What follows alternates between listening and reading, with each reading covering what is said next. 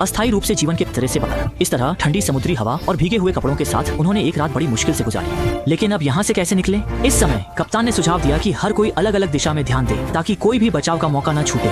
लेकिन आश्चर्य की बात है कि दोपहर तक विशाल समुद्र में कुछ भी दिखाई नहीं दिया। जब तीनों निराशा के करीब थे, माइक ने अचानक देखा कि आकाश में एक काला बिंदु है। जैसे जैसे वह बिंदु बड़ा होता गया, उन्होंने समझा कि वह अपने लोग हैं।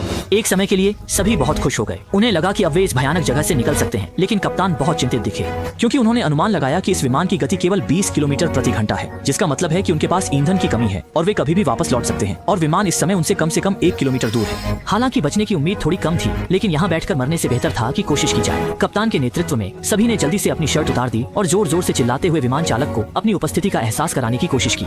लेकिन कप्तान की आशंका सही साबित हुई। विमान चालक ने न केवल उन्हें नहीं देखा, बल्कि सच में वापस लौट गया। विमान की छवि धुंधली होती गई और निराशा की घुटन इस निर्जन प्रशांत महासागर के बीच में छा गई। खाने पीने का कुछ नहीं था, केवल एक चाकू और एक पिस्तौल थी और उनके नीचे 1987 में बनी एक पुरानी धातु की कुर्सी थी। अब वे कैसे जीवित रहेंगे, ये एक बड़ा सवाल बन गया।